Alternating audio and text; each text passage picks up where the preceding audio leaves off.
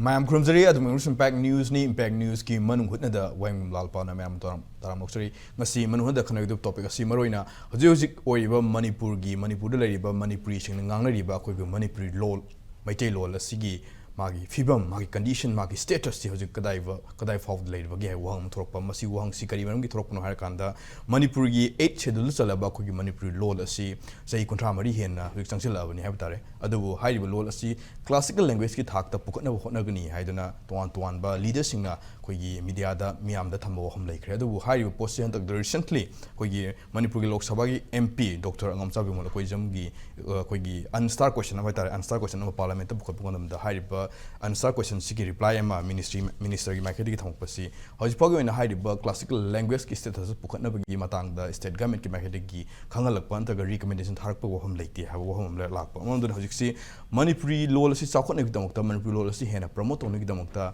mari leina ba authority na mari leina ba khoi gi adu ba leader sing na government sing na kadai faw yona seriously hotnari bagi have si wahang thorokpa adu hoji oiriba Manipuri gi law si gi status si kari film da lady adu Manipuri gi law gi khoi gi future gi prospects have tare tungda Manipuri law si kadai faw sanction ba yagadori adu Manipuri gi law si sidhara kaduri ba Sakhola kaduriwa have angle sitang asigi status of Manipuri language and its future prospects have topics lo husam ding asigi topics da khana ne no gi damakta impact news ki studio da langsun lebisi egi yet at thamu lebisi oja Dr. L Mahabir former director of language planning and implementation oja Mahabir ahmataram sari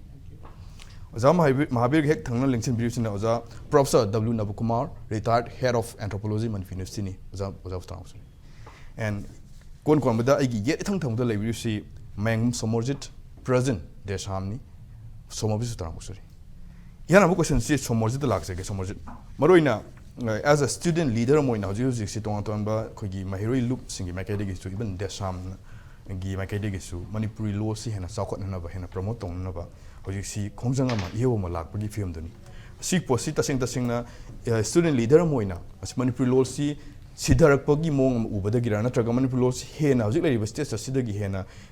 sakotna ba hena mangjil thana kumang joksina changsin mangamna bagi adungba waklon pandam ama vision ama ubadagi changchalpa iho idura mahiroi luf ama gi leader moina Manipur law ki status si kari film lai kamai thamini an bata masiki khanan ba sida chin bi bo jani miyeng tabi de khunimak ha made koknuna Kurumjari hoji koi haugi ba chahi khara dagi di haibadi yade masi yam ngai matam dagi horkanda magi loan amasung mayek sida koi mahi tambi basini hena koi gi pikliba mahi rosing dagi horaga masi hena khanghan bangamba duga khang bangamba adu magi phibam ma oi habasi malem pumbagi oina dumak naina raklakpa ngangna raklakpa du thabu oina su khara hena advance oiba lebaksing sidadi masi implement togi basi tum mayamama koi leire masida hojik kidang amu tension lagi angkan hogi bachahi khara sida mu akoina masigi yengba matam dadi koi India gi ahum suba koi education policy 2020 gi la akanda koi piba mairosing digi horaga maroina class 8 to 5 ho si bhawdi Mama loan sida tasingna mahi tamhan gadabani haibagi potlam mayamna education policy sigi yamna maru oiba ama oina lakpasina maram orakanda aikhoigi loan gi amasung mayek gi masigi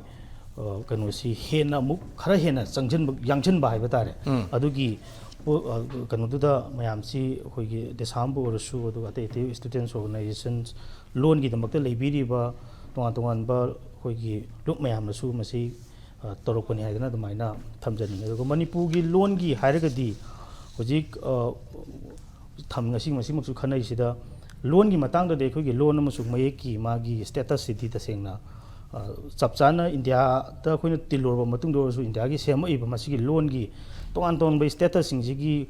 aduk thodoina no wange haiba classical language ki thaksi pawada chanba yaba loan amani haidana dum ngangna bachi dum leiribni samna aina phangjaba matamda India pumbagi oina loan si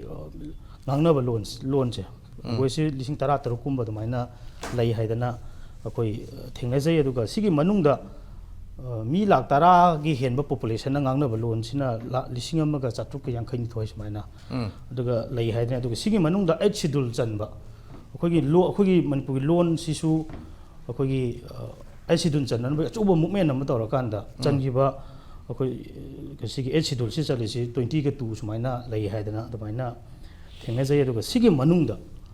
ꯂꯣꯟ ꯈꯛ ꯅꯠꯇꯅ ꯃꯥꯒꯤ ꯉꯥꯡꯅꯔꯤꯕ ꯂꯣꯟꯗꯨꯕꯨ ꯑꯃꯨꯛ ꯏꯊꯣꯛꯇꯅ scientifically ꯏꯊꯣꯛꯇꯅ ꯃꯤꯌꯥꯝꯗ ꯈꯪꯍꯟꯅꯅꯕꯒꯤ ꯃꯁꯥꯒꯤ ꯃꯌꯦꯛꯁꯨ ꯂꯩꯖꯕ ꯁ꯭ꯀ꯭ꯔꯤꯞꯁꯨ ꯂꯩꯖꯕ ꯂꯣꯟꯗꯤ 13 ꯑꯗꯨꯅ ꯁꯨꯃꯥꯏꯅ ꯊꯦꯡꯅꯖꯩ ꯁꯤꯒꯤ ꯃꯅꯨꯡꯗ ꯍꯥꯏꯔꯤꯕ ꯑꯩꯈꯣꯏ ꯁꯤꯒꯤ ꯃꯅꯤꯄꯨꯔꯤ ꯂꯣꯟꯁꯦ ꯃꯁꯤ ꯌꯥꯎꯖꯕ ꯂꯣꯟ ꯑꯃꯈꯛꯅꯦꯕ ꯍꯧꯖꯤꯛꯁꯤ ꯑꯩꯈꯣꯏ ꯃꯔꯨꯑꯣꯏꯅ ꯀꯩꯅꯣꯁꯨ ꯁꯣꯃꯣꯔꯖꯤꯠꯅ ꯊꯝꯕꯤꯔꯤꯕ NEP 2020 ꯅꯦꯁꯅꯦꯜ ꯑꯦꯖꯨꯀꯦꯁꯟ ꯄꯣꯂꯤꯁꯤ 2020ꯒꯤ ꯃꯇꯨꯡ ꯏꯟꯅꯁꯨ ꯍꯧꯖꯤꯛꯁꯤ ꯄꯣꯂꯤꯁꯤꯗ ꯌꯥꯎꯔꯕꯅꯤ itself ꯑꯩꯈꯣꯏꯒꯤ ꯄꯤꯛꯂꯤꯕ ꯑꯉꯥꯡꯁꯤꯡꯁꯤꯅ ꯃꯥꯒꯤ ꯃꯍꯩ ꯇꯝꯕ ꯃꯇꯝꯗ ꯃꯃꯥꯂꯣꯟꯗ ꯌꯥꯔꯤꯕꯃꯈꯩ ꯇꯝꯕꯤ emphasis ꯄꯤꯔꯒ ꯇꯝꯒꯗꯕꯅꯤ ꯍꯥꯏꯕꯁꯨ ꯑꯗꯨꯕꯨ ꯁꯤꯗ ꯁꯣꯃꯣꯔꯖꯤꯠ ꯃꯥꯏꯀꯩꯗꯒꯤ ꯊꯝꯕꯤꯅꯤꯡꯉꯤꯁꯤ ꯃꯅꯤꯄꯨꯔꯤ ꯍꯧꯖꯤꯛ ꯁ꯭ꯀꯨꯜꯁꯤꯡ ꯃꯍꯩ ꯇꯝꯐꯝ ꯁꯪꯁꯤꯡꯁꯤꯗ ꯇꯥꯛꯄꯤ ꯇꯝꯕꯤꯔꯤꯕꯒꯤ ꯃꯤꯗꯤꯌꯝꯁꯤ ꯃꯔꯨꯑꯣꯏꯅ ꯍꯧꯖꯤꯛꯁꯤ ꯀꯃꯟꯂꯤ ꯇꯧꯅꯔꯤꯁꯤ ꯏꯪꯂꯤꯁ ꯃꯤꯗꯤꯌꯝ ꯉꯥꯛꯇꯅꯤ ꯍꯥꯏꯕ ꯇꯥꯔꯦ ꯑꯗꯨꯅ ꯃꯃꯥꯂꯣꯟ ꯑꯣꯏꯔꯤꯕ ꯃꯅꯤꯄꯨꯔꯤ ꯑꯣꯏꯕ ꯌꯥꯏ ꯑꯗꯨꯒ ꯑꯇꯣꯞꯄ ꯑꯗꯔ ꯗꯥꯏꯂꯦꯛ ꯑꯣꯏꯕ ꯌꯥꯏ ꯍꯥꯏꯔꯤꯕ ꯄꯣꯠꯁꯤꯗꯁꯨ ꯈꯔ ꯍꯦꯟꯅ ꯏꯝꯐꯦꯁꯤꯁ ꯄꯤꯔꯒ ꯇꯝꯍꯟꯅꯤꯡꯕ ꯇꯥꯛꯍꯟꯅꯤꯡꯕꯒꯤ ꯋꯥꯐꯝꯗꯨꯔ ꯀꯔꯤꯅꯣ ꯃꯁꯤꯗꯤ ꯃꯁꯥꯅꯁꯨ ꯃꯥꯏ ꯄꯣꯂꯤꯁꯤ ꯃꯁꯥꯁꯤꯁꯨ ꯌꯥꯎꯖꯔꯦ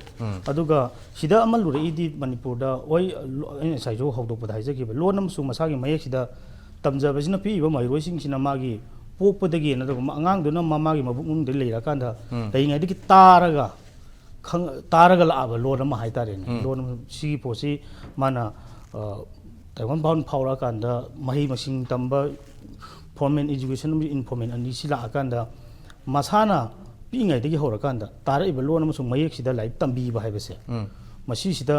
ꯑꯩꯈꯣꯏꯒꯤ ꯍꯦꯟꯅ ꯈꯪꯅꯅꯕꯒꯤ ꯑꯗꯨꯒ ꯍꯦꯟꯅ ꯋꯥꯈꯜ ꯈꯜꯍꯟꯕ ꯉꯝꯕꯒꯤ ꯄꯣꯠ ꯑꯃ ꯂꯩ ꯍꯥꯏꯁꯤꯗꯤ ꯁꯥꯏꯟꯇꯤꯐꯤꯀꯦꯜꯂꯤ ꯑꯗꯨꯝ ꯌꯥꯅꯔꯕ ꯄꯣꯠ ꯑꯃ ꯑꯣꯏꯌꯦꯕ ꯃꯅꯤꯄꯨꯔꯒꯤ ꯀꯣꯟꯇꯦꯛꯁꯇꯗꯤ ꯃꯁꯤꯗꯤ ꯑꯩꯈꯣꯏ ꯈꯨꯗꯤꯡꯃꯛꯅ ꯂꯣꯏꯅꯃꯛ ꯄꯥꯝꯕ ꯄꯣꯠ ꯑꯃꯗꯤ ꯑꯣꯏꯔꯦ ꯑꯗꯨ ꯃꯅꯤꯄꯨꯔꯒꯤ ꯀꯣꯟꯇꯦꯛꯁꯇ ꯆꯦꯂꯦꯟꯖꯦꯁ ꯑꯃ ꯍꯥꯏꯇꯥꯔꯒꯗꯤ ꯇꯁꯦꯡꯅ ꯐꯔꯒꯁꯨ ꯇꯥꯛꯄꯤꯒꯗꯧꯔꯤꯕ ꯑꯣꯖꯥꯁꯤꯡꯁꯤ ꯑꯩꯈꯣꯏꯒꯤ ꯂꯣꯟ ꯑꯃꯁꯨꯡ ꯃꯌꯦꯛꯁꯤ ꯍꯩ ꯍꯥꯏꯔꯒꯁꯨ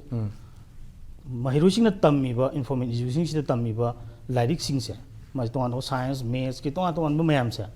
ꯃꯁꯤꯒꯤ ꯇꯔꯃꯤꯅꯣꯂꯣꯖꯤ ꯃꯌꯥꯝꯁꯤꯁꯨ ꯌꯥꯎꯔꯀꯥꯟꯗ ꯀꯃꯥꯏꯅ ꯏꯃꯥꯂꯣꯟꯗ ꯇꯝꯕꯤꯒꯗꯒꯦ ꯍꯥꯏꯕꯁꯦ ꯃꯁꯤꯁꯤ ꯑꯣꯏꯕ ꯌꯥꯝꯅ ꯄ꯭ꯔꯣꯄꯔ ꯇ꯭ꯔꯦꯅꯤꯡ ꯐꯪꯉꯕ ꯑꯣꯖꯥꯒꯤ ꯃꯁꯤꯡꯗꯤ ꯃꯅꯤꯄꯨꯔꯗ ꯌꯥꯝ ꯂꯤꯛꯅ ꯂꯩꯕꯒꯤ ꯄꯣꯠ ꯑꯃ ꯂꯩꯌꯦꯕ ꯑꯗꯨꯅ ꯁꯥꯏꯟꯇꯤꯐꯤꯛ ꯇꯔꯃꯤꯅꯣꯂꯣꯖꯤꯁꯤꯡꯁꯤꯁꯨ ꯑꯩꯈꯣꯏꯒꯤ ꯆꯨꯁꯟꯅꯕ ꯑꯗꯨ ꯀꯃꯥꯏꯅ ꯇꯥꯛꯊꯣꯛꯀꯗꯒꯦ ꯍꯥꯏꯕꯁꯦ ꯃꯌꯥꯝꯅ ꯈꯪꯍꯟꯒꯗꯒꯦ ꯍꯥꯏꯕꯁꯦ ꯃꯁꯤꯒꯤ ꯐꯖꯅ ꯇ꯭ꯔꯦꯟ ꯇꯧꯔꯕ ꯑꯣꯖꯥꯒꯤ ꯃꯁꯤꯡꯗꯤ ꯌꯥꯝꯅ ꯂꯩꯔꯕ ꯑꯗꯨꯒ ꯇꯝꯕꯤꯕꯒꯤ ꯃꯔꯨ ꯑꯣꯏꯕꯗꯨꯗꯤ ꯂꯩꯔꯕ ꯑꯅꯤꯁꯤꯒꯤ ꯃꯔꯛꯇ ꯂꯩꯅꯔꯤꯕ ꯒꯦꯞꯁꯦ ꯃꯁꯤꯒꯤ ꯑꯆꯧꯕ ꯆꯦꯂꯦꯟꯖ ꯑꯃꯗꯤ ꯑꯗꯨꯃꯥꯏꯅ ꯂꯩꯌꯦꯅ ꯊꯝꯖꯩ ꯊꯥꯒꯠꯆꯔꯤ ꯁꯣꯃꯣꯔꯖꯤꯠ ꯃꯔꯨꯑꯣꯏꯅ ꯍꯧꯖꯤꯛꯁꯤ ꯃꯅꯤꯄꯨꯔꯤ ꯂꯣꯜꯁꯤ 8 ꯁꯦꯗꯨꯜꯗ ꯆꯟꯕ ꯀꯨꯏꯔꯦ ꯑꯁꯤ ꯁ꯭ꯇꯦꯇꯁꯁꯤ ꯌꯥꯝ ꯋꯥꯡꯅ ꯂꯩꯕ ꯏꯚꯟ ꯀ꯭ꯂꯥꯁꯤꯀꯦꯜ ꯂꯦꯡꯒ꯭ꯋꯦꯖꯀꯤ ꯊꯥꯛꯄ ꯆꯪꯁꯤꯟꯕ ꯌꯥꯕꯒꯤ ꯐꯤꯕꯝꯗꯗꯤ ꯂꯩ ꯑꯗꯨꯕꯨ ꯃꯔꯨꯑꯣꯏꯅ ꯍꯧꯖꯤꯛꯁꯤ ꯂꯥꯛꯏꯕ ꯋꯥꯐꯝꯗꯤ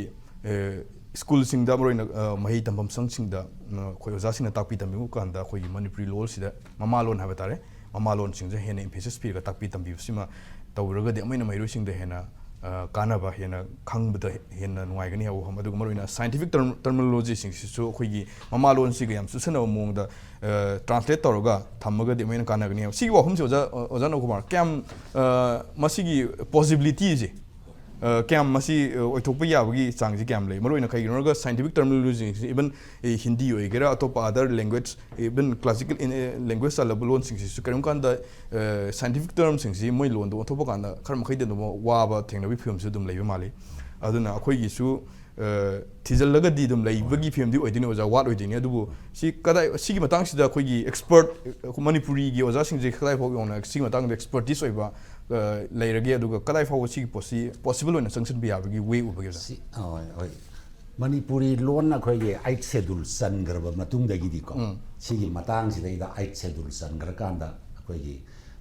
ꯂꯦꯡꯒ꯭ꯋꯦꯖ ꯄ꯭ꯂꯥꯅꯤꯡꯒꯤ ꯗꯤꯄꯥꯔꯠꯃꯦꯟ ꯑꯃ ꯂꯥꯛꯇꯨꯅ ꯗꯥꯏꯔꯦꯛꯇꯣꯔꯦꯠ ꯑꯃ ꯂꯩꯔꯝꯃꯦꯀꯣ ꯑꯗꯨꯒꯤ ꯗꯥꯏꯔꯦꯛꯇꯣꯔꯦꯠ ꯑꯃ ꯂꯩꯕ ꯃꯇꯝꯗꯨꯗ ꯑꯩꯈꯣꯏꯒꯁꯨ ꯉꯁꯤꯁꯤꯗ ꯂꯦꯡꯁꯟꯕꯤꯔꯤꯕ ꯏꯀꯥꯏ ꯈꯨꯝꯅꯖꯔꯤꯕ ꯍꯥꯟꯅꯒꯤ ꯗꯥꯏꯔꯦꯛꯇꯔꯁꯨ ꯌꯥꯎꯕꯤꯔꯤ ꯃꯥꯒꯤ ꯄꯦꯔꯦꯠꯇꯀꯣ ꯑꯩꯈꯣꯏꯅ ꯊꯦꯡꯅꯖꯕꯗ ꯃꯅꯤꯄꯨꯔꯗ ꯂꯩꯔꯤꯕ ꯁꯕꯖꯦꯛ ꯈꯨꯗꯤꯡꯃꯛꯀꯤ ꯁꯥꯏꯟꯁ ꯁꯣꯁꯤꯌꯦꯜ ꯁꯥꯏꯟꯁ ꯑꯗꯒꯤꯗꯤ ꯍ꯭ꯌꯨꯃꯦꯅꯤꯇꯤꯁ ꯀꯣ ꯁꯤ ꯄꯨꯝꯅꯃꯛꯁꯤꯒꯤ ꯁꯕꯖꯦꯛ ꯈꯨꯗꯤꯡꯃꯛꯀꯤ ꯑꯦꯛꯁꯄꯔꯠ ꯃꯌꯥꯝ ꯌꯨꯅꯤꯚꯔꯁꯤꯇꯤꯒꯤ ꯀꯣꯂꯦꯖꯀꯤ ꯑꯣꯖꯥ ꯃꯌꯥꯝ ꯑꯃ ꯌꯥꯎꯔꯒ ꯂꯩꯔꯤꯕ ꯏꯪꯂꯤꯁꯀꯤ ꯁꯥꯏꯟꯇꯤꯐꯤꯛ ꯇꯔꯃꯤꯅꯣꯂꯣꯖꯤ ꯚꯣꯀꯦꯕꯨꯂꯔꯤ ꯃꯌꯥꯝꯁꯤ ꯑꯩꯈꯣꯏꯒꯤ ꯂꯣꯟꯗ ꯍꯥꯡꯗꯣꯛꯄꯒꯤ ꯑꯦꯛꯁꯔꯁꯥꯏꯖ ꯑꯃꯈꯛꯇꯤ ꯌꯥꯝꯅ ꯃꯇꯝ ꯃꯃꯥꯡꯗ ꯍꯧꯈ꯭ꯔꯦ ꯑꯩꯅ ꯍꯥꯏꯖꯒꯦꯀꯣ ꯑꯗꯨ ꯍꯧꯈ꯭ರೆ ꯑꯗꯨꯒ ꯂꯣꯏꯁꯟꯕꯁꯨ ꯑꯌꯥꯝꯕ ꯈꯔ ꯂꯣꯏꯁꯟꯈꯤꯕꯁꯨ ꯌꯥꯎꯔꯦ ꯑꯗꯨ ꯂꯣꯏꯁꯟꯈ꯭ꯔꯒ ꯑꯗꯨꯒ ꯂꯣꯏꯈ꯭ꯔꯕ ꯄꯣꯠꯁꯛꯁꯤꯡꯗꯨ ꯀꯔꯝꯕ ꯃꯑꯣꯡꯗ ꯂꯩꯔꯒ ꯍꯧꯖꯤꯛꯁꯤ ꯑꯩꯈꯣꯏꯒꯤ ꯂꯦꯡꯒ꯭ꯋꯦꯖ ꯄ꯭ꯂꯥꯅꯤꯡꯒꯤ ꯗꯤꯄꯥꯔꯠꯃꯦꯟꯅ ꯑꯅꯧꯕ ꯗꯥꯏꯔꯦꯛꯇꯔ ꯑꯃꯁꯨ ꯁꯤꯜꯂꯕ ꯃꯇꯨꯡꯗ ꯃꯗꯨ ꯄꯨꯊꯣꯛꯑꯒ ꯄꯕ꯭ꯂꯤꯛ ꯗꯣꯃꯦꯟꯗ ꯁꯥꯇ꯭ꯔꯁꯤꯡꯗ ꯑꯣꯖꯥꯁꯤꯡꯗ ꯈꯪꯍꯟꯈ꯭ꯔꯕ꯭ꯔꯥ ꯃꯗꯨ ꯄꯕ꯭ꯂꯤꯁ ꯇꯧꯈ꯭ꯔꯕ꯭ꯔꯥ ꯇꯧꯗꯕ꯭ꯔꯥ ꯍꯥꯏꯕꯗꯨꯒꯤ ꯄꯣꯠꯇꯨꯃꯗꯤ ꯑꯩ ꯈꯪꯖꯗꯔꯦ ꯍꯣꯔꯦꯟ ꯑꯩꯈꯣꯏ ꯗꯤꯔꯦꯛꯇꯔꯅꯁꯨ ꯑꯗꯨꯒꯤ ꯃꯇꯥꯡꯗ ꯈꯔ ꯁꯦꯡꯗꯣꯛꯄꯤꯔꯛꯀꯦꯅ ꯈꯜꯂꯤ ꯑꯗꯨꯅ 8th ꯁꯦꯗꯨꯜꯗ ꯆꯟꯈ꯭ꯔꯕ ꯃꯇꯨꯡꯗ ꯑꯩꯈꯣꯏꯅ ꯂꯣꯟꯁꯤꯒꯤ ꯗꯦꯕꯂꯞꯃꯦꯟ ꯇꯧꯅꯕꯒꯤ ꯁꯝ ꯄꯩꯁꯥ ꯈꯔ ꯁ꯭ꯇꯦꯠꯅꯁꯨ ꯁꯦꯟꯇꯔꯅꯁꯨ ꯂꯥꯛꯄꯗꯨꯅ ꯇꯧꯔꯒ ꯂꯦꯡꯒ꯭ꯋꯦꯖ ꯗꯦꯕꯂꯞꯃꯦꯟ ꯍꯥꯏꯁꯤꯗꯗꯤ ꯑꯩꯈꯣꯏꯅ ꯀꯔꯤ ꯍꯥꯏꯅꯤ ꯑꯩꯈꯣꯏꯗ ꯂꯩꯇꯕ ꯄꯣꯠ ꯑꯩꯈꯣꯏꯅ ꯃꯤꯉꯣꯟꯗꯒꯤ ꯄꯨꯒꯗꯕ ꯈꯔꯗꯤ ꯂꯩꯗꯅꯀꯣ ꯂꯦꯡꯒ꯭ꯋꯦꯖ ꯕꯣꯔꯣꯏꯡ ꯀꯜꯆꯔꯦꯜ ꯕꯣꯔꯣꯏꯡ ꯍꯥꯏꯁꯦ ꯁꯄꯣꯁ ꯈꯨꯗꯝ ꯑꯣꯏꯅ ꯍꯥꯏꯔꯀꯥꯟꯗ ꯇꯦꯂꯤꯚꯤꯖꯟ ꯍꯥꯏꯁꯦ ꯑꯩꯈꯣꯏꯅ ꯄꯨꯊꯣꯛꯄ ꯅꯠꯇꯦ ꯑꯩꯈꯣꯏꯅ ꯄꯨꯊꯣꯛꯄ ꯅꯠꯇꯕꯅꯤꯅ ꯑꯩꯈꯣꯏꯒꯤ ꯃꯍꯧꯁꯥꯒꯤ ꯑꯣꯏꯕ ꯑꯩꯈꯣꯏꯒꯤ ꯏꯃꯥꯂꯣꯟꯗ ꯇꯦꯂꯤꯚꯤꯖꯟꯒꯤ ꯋꯥꯍꯩ ꯌꯥꯎꯗꯦ ꯑꯗꯨꯅꯗꯤ ꯇꯦꯂꯤꯚꯤꯖꯟ ꯍꯥꯏꯁꯤ ꯑꯩꯈꯣꯏꯅ ꯇꯦꯂꯤꯚꯤꯖꯟ ꯍꯥꯏꯁꯤꯃ ꯁꯨꯝ ꯑꯩꯈꯣꯏꯅ ꯀꯜꯆꯔꯦꯜ ꯕꯣꯔꯣꯋꯤꯡ ꯑꯃ ꯑꯣꯏꯅ ꯑꯦꯛꯁꯦꯞ ꯇꯧꯒꯗ꯭ꯔꯥ ꯅꯠꯇ꯭ꯔꯦ ꯍꯥꯏꯔꯒꯅ ꯃꯗꯨ ꯇ꯭ꯔꯥꯟꯁꯂꯦꯠ ꯇꯧꯒꯗ꯭ꯔꯥ ꯍꯥꯏꯁꯤ ꯑꯗꯨꯒꯤ ꯋꯥꯈꯜꯂꯣꯟꯅꯦꯕ ꯈꯨꯗꯝ ꯑꯣꯏꯅ ꯑꯩꯈꯣꯏꯅ ꯍꯤꯟꯗꯤꯗ ꯍꯥꯏꯔꯀꯥꯟꯗ ꯇꯦꯂꯤꯚꯤꯖꯟ ꯍꯥꯏꯁꯦ ꯍꯤꯟꯗꯤ ꯏꯟꯗꯤꯌꯥ ꯃꯆꯥꯅꯁꯨ ꯄꯨꯊꯣꯛꯄ ꯅꯠꯇꯦ ꯍꯥꯏ ꯃꯃꯥꯡꯗꯕꯨꯗꯤ ꯂꯩꯔꯒꯁꯨ ꯃꯈꯣꯏꯅ ꯇꯦꯂꯤꯚꯤꯖꯟ ꯍꯥꯏꯁꯦ ꯃꯣꯏꯅ ꯍꯤꯟꯗꯤꯗ ꯍꯟꯗꯣꯛꯄ ꯃꯇꯝꯗ ꯗꯨꯔꯗꯔꯁꯟ ꯍꯥꯏꯅ ꯍꯟꯗꯣꯛꯏꯗꯅꯀꯣ ꯑꯗꯨꯃꯥꯏꯅ ꯇꯧꯅ ꯇꯦꯂꯤꯐꯣꯟ ꯍꯥꯏꯁꯤꯁꯨ ꯃꯣꯏꯅ ꯍꯤꯟꯗꯤꯗ ꯗꯨꯔꯚꯥꯁꯥ ꯍꯥꯏꯅ ꯍꯟꯗꯣꯛꯑꯦꯕ ꯗꯨꯔꯗꯔꯁꯟ ꯗꯨꯔꯚꯥꯁꯥ ꯍꯥꯏꯅ ꯁꯨꯃꯥꯏꯅ ꯇꯧꯗꯅ ꯑꯩꯈꯣꯏꯗꯁꯨ ꯂꯩꯔꯤꯕ ꯁꯥꯏꯟꯇꯤꯐꯤꯛ ꯑꯣꯏꯕ ꯇꯔꯃꯤꯅꯣꯂꯣꯖꯤ ꯑꯗꯨꯒ ꯑꯩꯈꯣꯏꯒꯤ ꯂꯣꯟꯗ ꯂꯩꯇꯕ ꯑꯅꯧꯕ ꯑꯩꯈꯣꯏꯒꯤ ꯄꯨꯟꯁꯤꯔꯣꯜꯁꯤꯗ ꯆꯥꯎꯈꯠꯂꯛꯄ ꯇꯦꯛꯅꯣꯂꯣꯖꯤ ꯆꯥꯎꯈꯠꯂꯛꯄꯁꯤꯅ ꯃꯔꯝ ꯑꯣꯏꯗꯅ ꯍꯥꯞꯆꯤꯜꯂꯛꯏꯕ ꯋꯥꯍꯩ ꯃꯌꯥꯝꯁꯤ ꯑꯩꯈꯣꯏꯅ ꯕꯣꯔꯣ ꯇꯧꯗꯕꯗꯤ ꯌꯥꯔꯣꯏꯗꯣꯏ ꯃꯔꯝꯗꯤ ꯃꯁꯤ ꯑꯩꯈꯣꯏꯒꯤ ꯋꯦ ꯑꯣꯐ ꯂꯥꯏꯐꯇ ꯌꯥꯎꯔꯛꯑꯕꯅꯤꯅ ꯃꯇꯝ ꯑꯃꯗ ꯑꯩꯈꯣꯏꯅ ꯁꯦ ꯌꯥꯝꯅ ꯂꯛꯖꯔꯤ ꯑꯥꯏꯇꯦꯝ ꯑꯣꯏꯅ ꯂꯧꯔꯝꯕ ꯔꯦꯐ꯭ꯔꯤꯖꯔꯦꯇꯔ ꯀꯥꯏꯅ ꯁꯤꯖꯤꯟꯅꯔꯤꯁꯦ ꯉꯁꯤꯗꯤ ꯑꯩꯈꯣꯏꯒꯤ ꯅꯨꯡꯇꯤꯒꯤ ꯑꯣꯏꯕ ꯄꯨꯟꯁꯤꯔꯣꯜꯒꯤ ꯁꯔꯨꯛ ꯑꯃ ꯑꯣꯏꯔꯛꯑꯦꯗꯅ ꯑꯦꯌꯥꯔ ꯀꯟꯗꯤꯁꯟ ꯀꯥꯏꯁꯦ ꯅꯨꯡꯇꯤꯒꯤ ꯁꯤꯖꯤꯟꯅꯕ ꯄꯨꯟꯁꯤꯔꯣꯜꯒꯤ ꯁꯔꯨꯛ ꯑꯃ ꯑꯣꯏꯔꯦ ꯑꯗꯨꯗꯤ ꯔꯦꯐ꯭ꯔꯤꯖꯔꯦꯇꯔꯁꯦ ꯑꯩꯈꯣꯏꯅ ꯃꯩꯇꯩꯔꯣꯟꯗ ꯔꯦꯐ꯭ꯔꯤꯖꯔꯦꯇꯔ ꯁꯨꯝ ꯍꯥꯏꯒꯗ꯭ꯔꯥ ꯅꯠꯇ꯭ꯔꯦ ꯍꯥꯏꯔꯒꯅ ꯑꯩꯈꯣꯏꯒꯤ ꯀꯔꯤ ꯍꯥꯏꯅꯤ ꯃꯩꯇꯩꯔꯣꯟꯗ ꯍꯟꯗꯣꯛꯀꯗ꯭ꯔꯥ ꯍꯥꯏꯕ ꯁꯤꯒꯨꯝꯕꯒꯤ ꯋꯥꯈꯜꯂꯣꯟ ꯂꯣꯏꯅꯅ ꯃꯔꯨꯑꯣꯏꯅ ꯂꯥꯏꯔꯤꯛ ꯇꯝꯕꯤꯕꯗ ꯃꯔꯨꯑꯣꯏꯅ ꯁꯤꯖꯤꯟꯅꯔꯤꯕ ꯁꯥꯏꯟꯇꯤꯐꯤꯛ ꯇꯔꯃꯤꯅꯣꯂꯣꯖꯤ ꯃꯌꯥꯝ इलिमेंट ऐसी करियाई हन्नी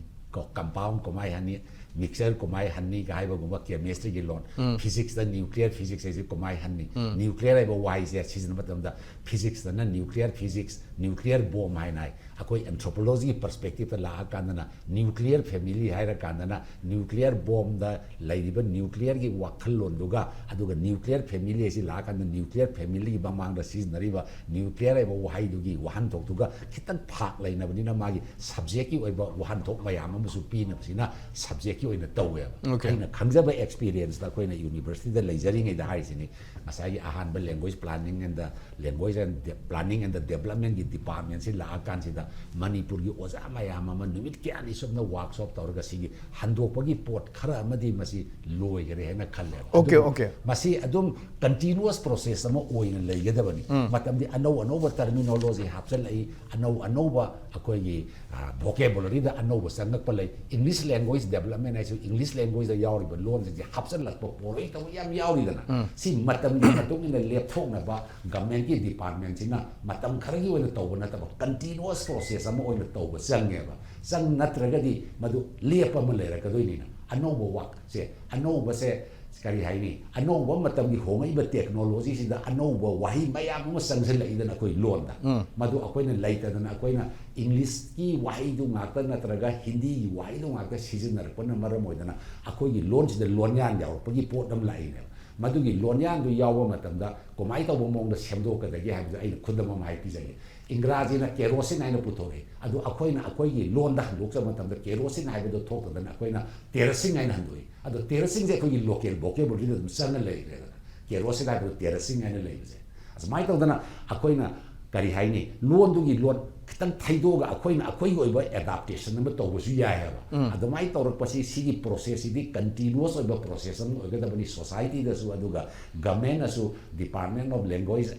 प्लानिंग एंड डेवलपमेंट लेरमसिना डिपार्टमेंट सिनासु लेपर लेतना सिगी पोस्ट येंगसन बा मखं दरकार लै एक्सपर्ट सिंगी कमिटी अमा लोइना अदु तौरकांद लाकदबन ओके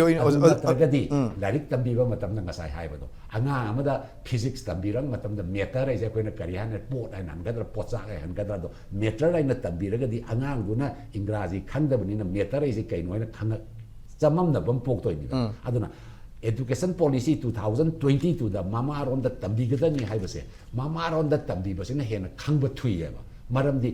अतोपगी लोन दा तंबीरगदी लोन दु अमुक तंबम संगबनिना लोन दु तंबगी अवाबने लैरिबा तमइबा पोसक्तुगी कंसेप्चुअल अंडरस्टैंडिंग ने डबल ओइदना अंगांग द बर्डन ओइ अदना मामा लोन द तंबी गदबनी हाइबनी अदना मामा लोन द हाइबा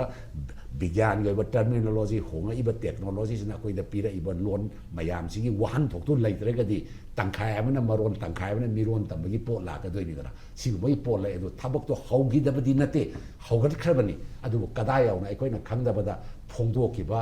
physics की होबे chemistry की होबे biology की होबे anthropology की होबे linguistics की होबे हारी ब terminology मयाम मतम तो experts सिंग सेम यो terminology दो लारी ओइना फोंदोगा मदो छात्र सिंग द तंबीरिबो ओजा सिंग the फंगनबा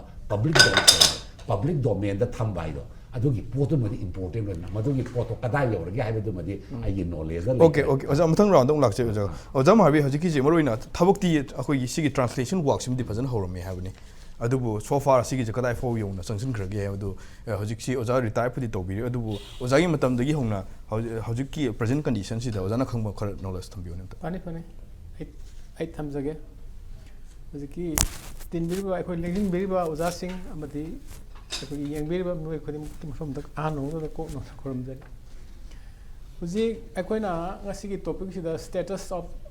Manipuri language haigum su yauri banina ai madum da ai hojage ado hujiki da ta jage huji status ta leri base ai koi se education sector da ai na Manipuri language se magi language paper ama oina tambade ai ona higher education ai koi PhD gi level bokta ada loin tawna loin lei gre ado language paper oina tambada koi aduga अखोगी medium of education है medium of examination and the medium of teaching है बने मसीगी मोंग सी लाख मतम ददी class 10 standard दगे हेंद्री बा अखोई से मधुसु board of secondary education Manipur की मोगी text book सिंग से up to class 10 level book से मणिपुरी medium लोइन लई अदर medium of examination सीधे कनो दा मणिपुरी लोन द तब याय up to class 10 level बाव अदुगा मदुगी वाम लांखखिबा अखोगी 11 स्टैंडर्ड दगिदी अखोगी लैंग्वेज पेपर अमा नतना अखोगी करिगुंबा स्कूल सिंगदा अखोगी मीडियम ऑफ टीचिंग से मणिपुरी दा एक्सप्लेन तौदना तामबदी याय अदुगु मीडियम ऑफ एग्जामिनेशन दी ओइद्रेबा अखोगी पेपर सिंग से लैंग्वेज पेपर नतब ऑल सब्जेक्ट सिंग से अदुना मसिगी दमक्ता अखोना एनईपी दसु यावरे 2020 की NEP 2020 दसु याम encourage तबी मोनदी local language है अखोगी first language सिबुनी first language है दी mother language सिबुने बा अदना मसिदे दा initial stage of education से mother language लालो अदुगा possibly कोई थोकुल यारबदी further higher studies दसु मागी medium of education से अदम मखास थालो है first language दा मागी mother दिसे तौ हाइबसी मागी कनो दा principle अमो यावदन लेरमने बा अदु हाइबा मयाम से अखोइना फुलफिल तौनबो दमक्ता अखोगी 11 12 त तमिबा अखोई council of higher secondary education Manipur ना प्रेस्क्राइब तौरबा टेक्स्ट बुक सिंग से ऑल सब्जेक्ट्स फिजिक्स ओइसनु केमिस्ट्री ओइसनु लाइरिबा अदुगा मैथमेटिक्स ओइसनु लाइरिबा मयाम अदुगा CBSE ने प्रेस्क्राइब तौरबा टेक्स्ट बुक मयाम न सिंगो मयाम अखोइना लोइन मक खोमजल लगा मसी लोइन मक सी ट्रांसलेशन तौनबगी दम अखोइना स्कीम जे पाइखलेबा मधु पाइखलको मतमदा इहान हानबदा अखोइना तौदा यादबसे असगी terminology building Manipuri terminology building अमा दरकार लाएबा मरमदी डिफरेंट टेक्स्ट बुक राइटर सिंगना डिफरेंट टर्मिनोलॉजी सिजनरदी अमुहेन साथीबा अमा यामना कंगाउनबम थोरअनी अदना अखोइना मधुगी यूनिफाइड तौनबी दमदा यूनिफाइड कंसिस्टेंट टर्मिनोलॉजी में पुथौनबगी दमक्ता अखोइना commission for scientific and technical terminology अमा लई दिल्ली दा आके पुरम दा अखोगी कनोनी मोगी मिनिस्ट्री अमा गी कनो एजुकेशन मिनिस्ट्री मखा दा लेबने मोगी मॉडल सि लौरगा अखोइना सब्जेक्ट मयाम सिगी टर्मिनोलॉजी सेम दा ओजान हुजिक ताकपी खिबा ओजा होइसु यामन फुल्ली कनो तो इन्वॉल्व तोबिरमनी अदुना मधु मयाम जि टर्मिनोलॉजी सेम है अखोइना सब्जेक्ट अखोगी life sciences physical sciences social sciences अंद सिंगो मयाम हिस्ट्री ज्योग्राफी मैथ्स लो यावखरबनी सि मयाम से पुनमक सि सेमबदा सब्जेक्ट कुन ग मरी मुसुई मोगी कनो दगी लौबनी अयामबा कनोगी साना अदो हजिक फाउ द सिगी वर्क सि कदाय फाउ थाउ ओइना बांतो पंगम कानाबो फंगलगी टर्मिनोलॉजी से अखोइना मागी लेवल में येंगा सेमेबा ग्रेजुएट लेवल बोकी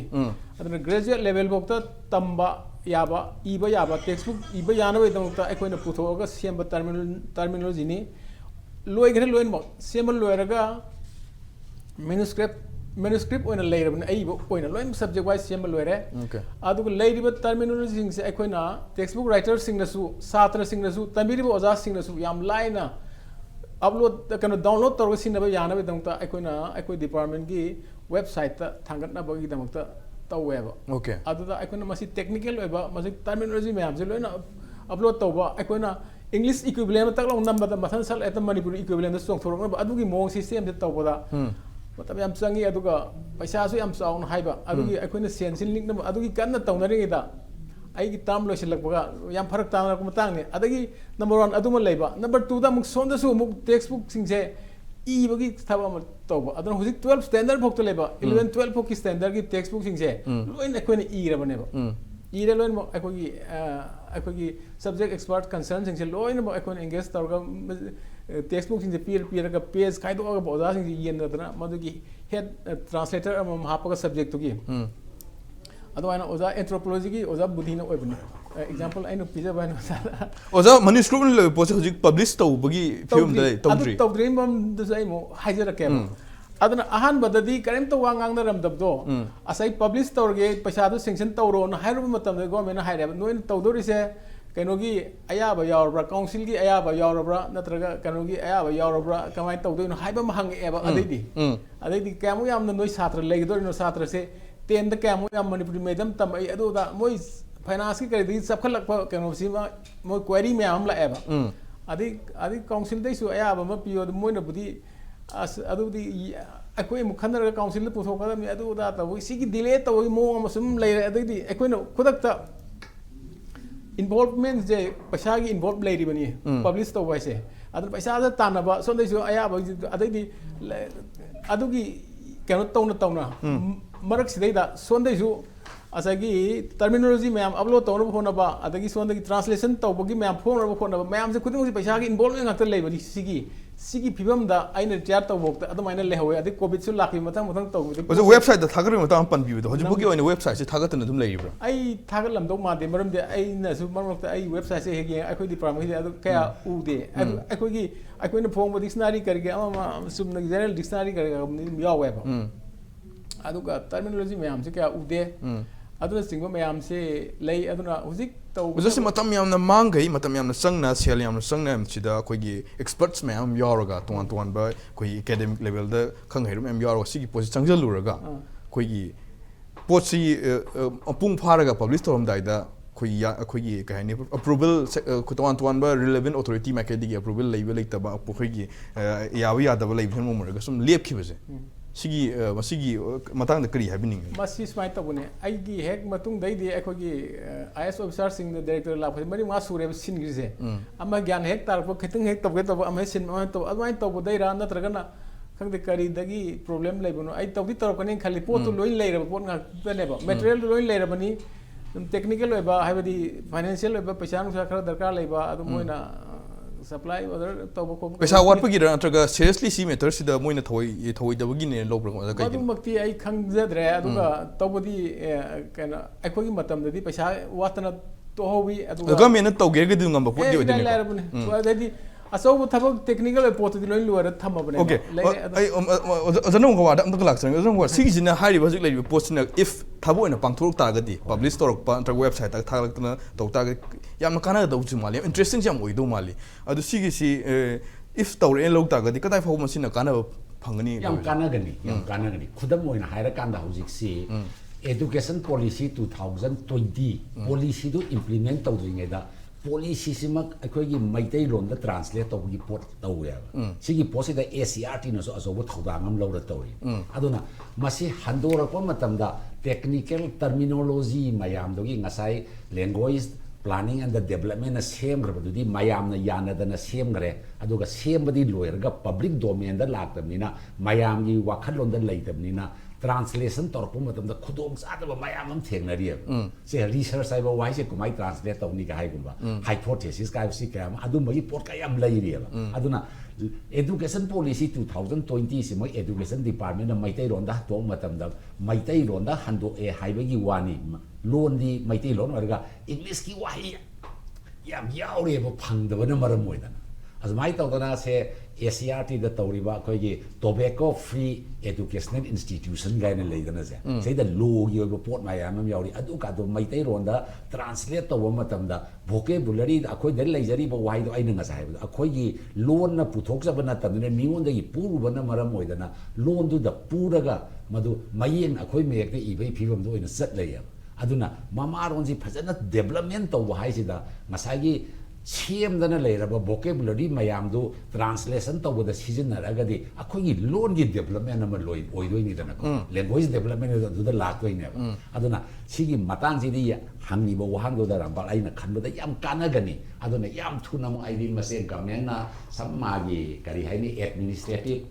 technical ꯑꯣꯏꯕ problems ꯄꯩꯁꯥꯒꯤ ꯑꯣꯏꯕ problems ꯂꯩꯔꯝꯗ꯭ꯔꯒꯗꯤ language planning and the development tawirama potu phajana namthoga natraga public domain da website ni khande website ta wai sidi loina ma phangdaba yai an website su thagar pibuga loina na anamba oina tawga public domain da phangan na matam da loan gi development lebuga loina na hauji education policy 2020 da mama rol da maye sat ba hobadagina awang ba class hoba tamni gani ha bisa yam achoba kai mo ma leigani sima adai aina seda kitang aina haija nimba palhau nimba manane tambiyo language development hai sida development tongna ba paisa sani paisa si sangba matam sida se government of Manipur gi paisa wat pa number mo na financial problem obne non di puthong da sibai na sai finance department dagi adu tawri dari kayam form dawi khotawri ai sidi phong li ba lai ko ne yo laga sang gi paisa do hanjan mang namgadra namoidra hai ba gi posul lei bani na adu ba financial constraint me ama lei ado financial constraint si ko na ba kwai dagi chawba tawba ya ba thaba amadi akoina classical language gi status lei ba hai ba sine aduna status size da koina medium of instruction medium of examination da koi gi loan si class 10 digi hauna leiba ngamdri class 10 gi mathak kai di akoina kari haini Manipuri department Manipuri language gi subject to natan atai di loina english da tori sigi mayam si da classical language gi status dal agadi paisa si yamna thada ba ya gi pot am leiba aduna classical language ala kandi university da ba language si gi tambina bagi share ama professor gi share ma baule ra kadoi paisa mayam am thada ra kadoi indaga min gi mai hedi research ki funding yam lakadi language development tawra bagi pot mayam lakani ai schedule da san bas baula ini aduna ngasai constitution gi status ta hairaga di constitution da leriba language india da nganari ba loan khuding mosigi status si constitutional status hairaga di han bada ai schedule chan da bam lere ai schedule chan basima han bane ba ai schedule chan ba matung da classical language chalaga di khwai da gi wang ba language gi status to phangdoi ni india da ngasi ba da lol trama thoi gumba challe taru kumba ma han na chan gar kan da 2024 da manga gumba challe isi ga loan trama thoi si challe matam da Manipuri loan si classical language chalani haibagi sarkar gi goiba wakhalon adai miyam da leiba iho adai mayam na pamna bagi pot leraga khoi bom na horaga polaw wina loisan bai phibam da yam na mayam da achaw wakhalon na pirodaga chalakhidre na 24 da chalhogda bani sana si chalhogda ba sisu kari gi no Manipuri language development da khongjiendu thindhanabagi masa ama oheleba kariguma matamduda 24 da chalhobong namagadi akoina ngasi ngasai vocabulary subject khudingmaki tongan ba terminology gi wahai singdo handwa funding wat pagi thengnari ba problem thengnari ba awat pa mayam se leiram moi